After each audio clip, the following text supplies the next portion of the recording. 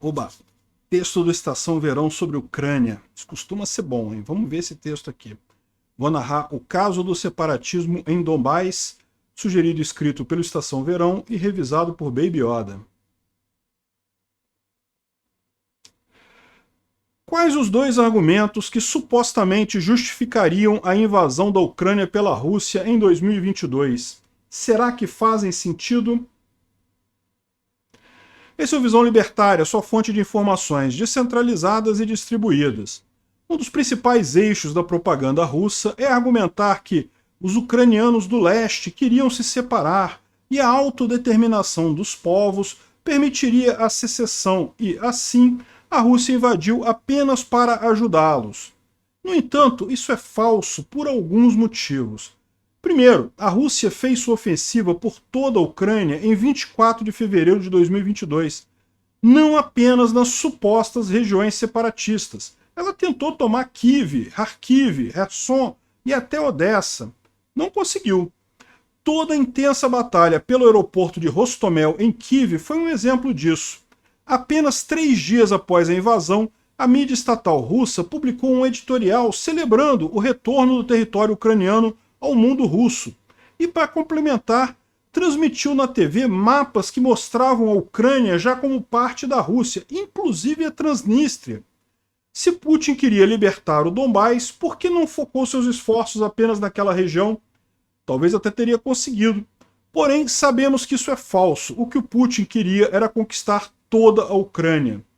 Além disso, a narrativa de libertação também perde significado quando ele próprio anexa as regiões ocupadas como parte integrante da Rússia. Ele fez isso no dia 30 de setembro de 2022. E além do Donbás, Putin anexou Kherson e Zaporíjia, 2 regiões onde não existiam quaisquer conflitos anteriores, como havia em Luhansk e Donetsk. Portanto, Putin invadiu, destruiu tudo e anexou de forma colonizadora essas regiões. Falar em libertação de Donbás não faz o menor sentido. Outro motivo é que nunca houve o chamado movimento separatista por parte de ucranianos no leste do país. Uma evidência que corrobora isso é a pesquisa da Pew Research, publicada na primavera de 2014, que reportou que 70% dos ucranianos do leste não apoiavam a secessão da região. Então quer dizer que 30% apoiavam? Não, pois 12%.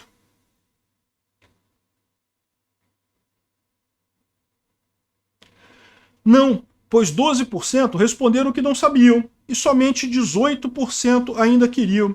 Somente 18% queriam.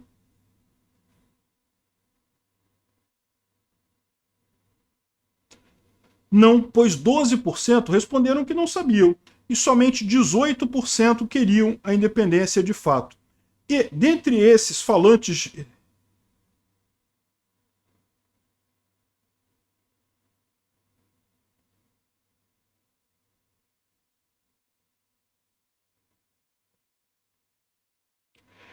E, dentre os falantes de russo no leste ucraniano, apenas 27% desejavam a separação, 58% queriam permanecer na Ucrânia e 15% não souberam responder. Portanto, mesmo entre a minoria falante de russo, alegadamente oprimida, segundo os influencers pró-Rússia, somente 27% de fato queriam a independência. Logo, também é falso que os civis do leste da Ucrânia queriam a secessão de Donbás. No total, 70% não queriam e 12% não tinham posicionamento sobre o assunto.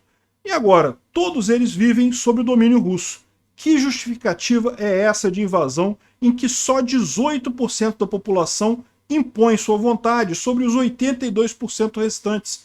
E, sobretudo, a base de violência mais brutal que existe.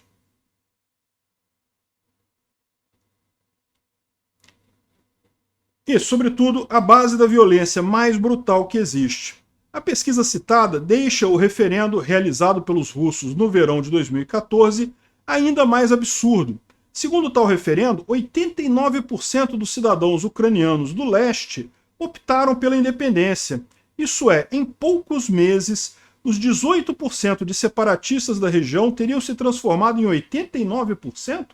Que milagre é esse? É claro que o referendo foi ilegal e completamente falso, e surpreendendo um total de 0 pessoas, o G1 aqui no Brasil reportou como se fosse algo legítimo. Quem acusa o Visão Libertária de repetir a grande mídia age de má fé, pois a imprensa tradicional brasileira é que vem repetindo a narrativa russa desde 2014. O outro eixo da propaganda de Moscou é argumentar que a invasão da Ucrânia em 2022 foi justificada para proteger a população da etnia russa em Donetsk e Luhansk. Ela, supostamente, estaria sendo exterminada, e inclusive 14 mil civis já teriam perdido a vida pela mão dos ucranianos. Afirmações como essa são espalhadas no Twitter em praticamente todos os posts relacionados ao assunto da invasão. É uma tentativa de repetir tanto uma mentira até que as pessoas se questionem, mas será que eles não têm razão? E a resposta é imediata: não, não tem razão, é propaganda russa. O 29º relatório do Escritório do Alto Comissariado das Nações Unidas para os Direitos Humanos sobre a situação da Ucrânia, lançado em 2020, fez um mapeamento do número de civis mortos entre 2014 e 2019. O relatório lista o local das mortes, que são principalmente nas cidades que estão na linha de contato entre os exércitos, e mostra também se as mortes foram por morteiros, minas ou armas de fogo, além de especificar as datas dos eventos. Na página 8 do documento, o gráfico com o número de civis mortos demonstra...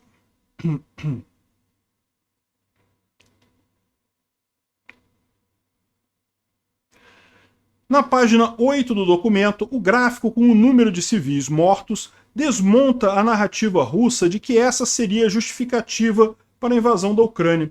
Segundo o relatório, os números de mortos vinham diminuindo vertiginosamente ano a ano. Em 2014, 2.084 civis perderam a vida. Em 2015, foram 954 baixas civis. Em 2016, esse número diminuiu.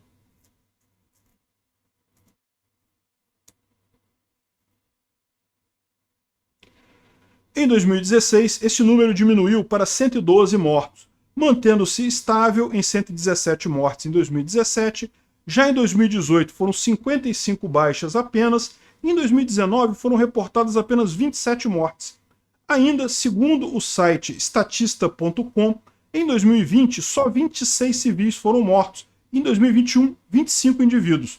Claro que o assassinato de civis é uma tragédia em qualquer circunstância, mas os números não justificam, uma hipótese alguma, uma invasão russa muito mais violenta que resultou num número muito maior de mortes de civis. Apenas como base de comparação, segundo dados do Instituto de Segurança Pública em 2022, 1.327 pessoas foram mortas no Rio de Janeiro pela Polícia do Estado. Somente em São Gonçalo, 131 pessoas, em Duque de Caxias, 129 pessoas. Compara isso com o número de mortos lá em Donbás. É irrelevante o número lá. Voltando à situação na Ucrânia, se somarmos o número de civis mortos nos 4 anos anteriores à invasão, de 2018 a 2021, temos oficialmente 133 baixas civis, ou seja, 4 anos de conflito na Ucrânia equivalem a 1 ano de baixas civis pela polícia em São Gonçalo, município do Rio de Janeiro. Portanto, a narrativa de que os ucranianos estavam fazendo uma chacina de civis de etnia russa é absurdamente falsa e não pode ser usada para justificar uma invasão, como a de fevereiro de 2022, muito mais violenta e que matou muito mais gente, inclusive no Donbás. Além disso, é importante ressaltar que os números de civis mortos incluem também os mortos pelos russos. Por exemplo, entre 2000...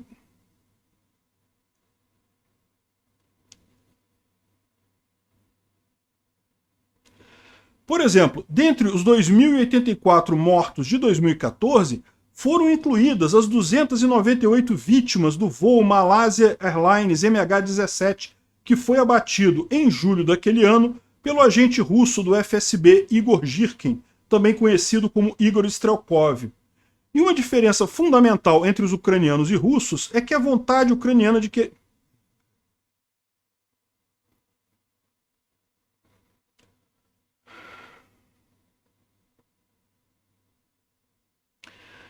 E uma diferença fundamental entre ucranianos e russos é a vontade ucraniana de querer mudar, de querer ser uma nação livre. Em 2016, um relatório da Human Rights Watch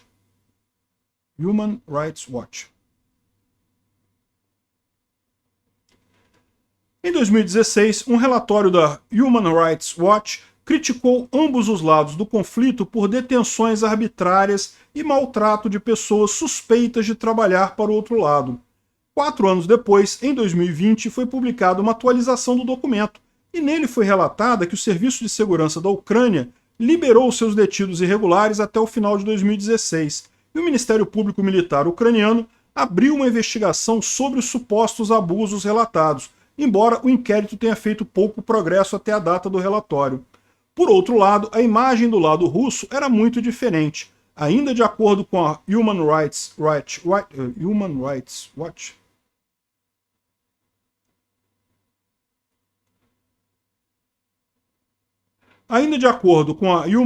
Watch, nenhuma medida foi tomada para investigar ou pelo menos coibir os sequestros e abusos nas, entre aspas, repúblicas populares de Donetsk e Luhansk.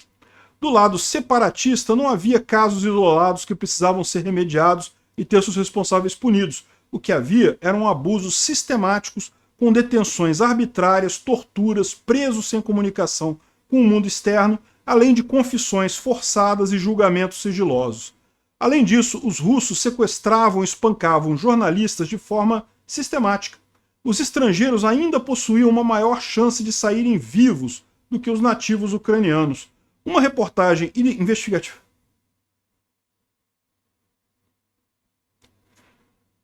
Uma reportagem investigativa cita até que jornalistas foram raptados em Sloviansk, em Donetsk, e depois trocados por quantias em torno de $1.000.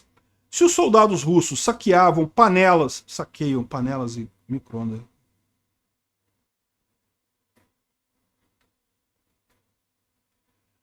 Se os soldados russos saqueiam panelas e micro-ondas das casas ucranianas, fazer sequestro almejando $1.000 é um grande negócio. Antes da invasão em larga escala de 2022, a região ocupada pelo Donbás já estava congelada no tempo. Na verdade, até consideraríamos em pleno retrocesso. Num mundo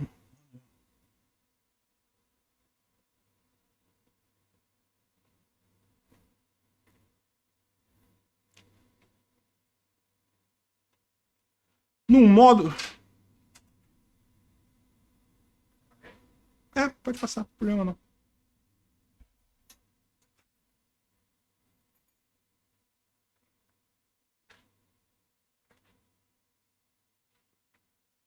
Num modo de organização pré-iluminista, com o território sendo controlado oficialmente por chefes violentos ou gangsters. Isso fazia sentido, pois a própria Rússia é um estado organizado na moral da máfia, em que envenenar e cair da escada são os métodos convencionais de solucionar disputas.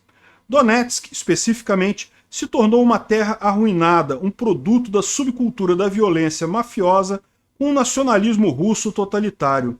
Putin prefere ver seu território vizinho completamente miserável do que vislumbrar a possibilidade de uma região vizinha próspera e livre, o que poderia inspirar russos a buscarem também a liberdade.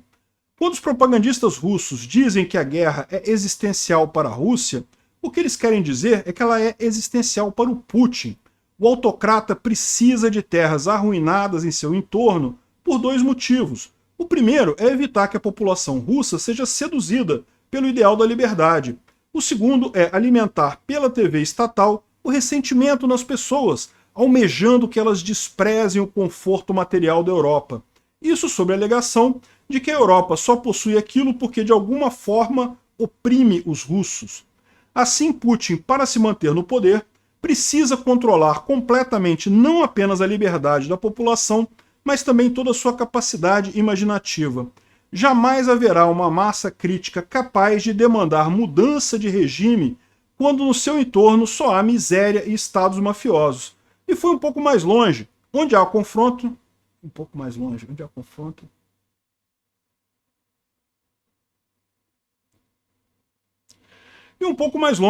há confronto, foi plantado o ressentimento.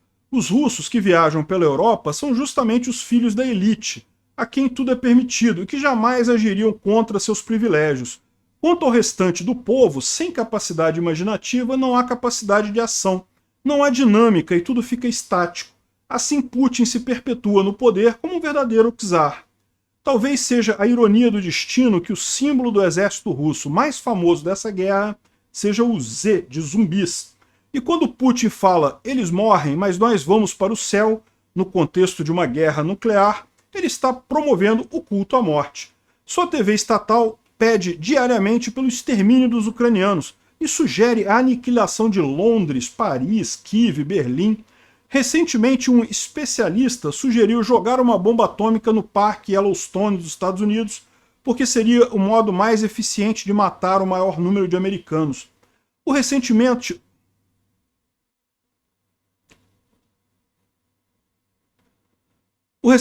introduzido na Rússia por Putin se alastrou de tal maneira que a opinião pública se tornou um verdadeiro culto à morte. Não é à toa que uma pesquisa independente mostrou que 77%.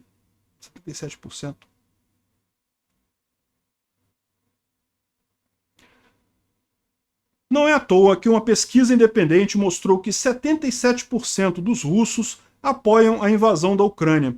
Talvez o homem que supostamente iria restaurar a cristandade.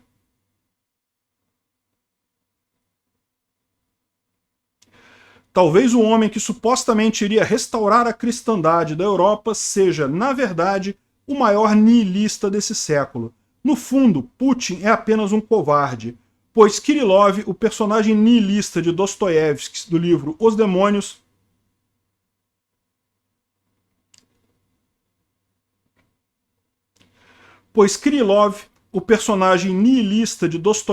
no livro Os Demônios, decide tirar a própria vida em vez de condenar os outros. Morte sem sentido. Caralho. Pois Kirillov, o personagem nihilista de Dostoiévski no livro Os Demônios, decide tirar a própria vida em vez de condenar os outros à morte sem sentido. Putin precisa ser macho e fazer o que nihilistas de alto calibre intelectual fazem.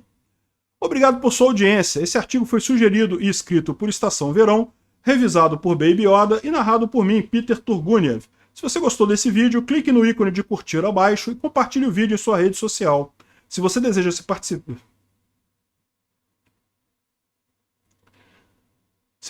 ser notificado de outros vídeos, clique em se inscrever e depois no ícone da campainha. Até a próxima. Muito bom o texto, gostei bastante. Achei que fugiu um pouco do propósito. Podia ter falado mais do Donbás especificamente, né? Mas ficou ótimo, ficou excelente o texto. Não tem nada, não. Eu acho que tem muita coisa para falar ali, tem muita história para contar ali. Mas ficou muito bom.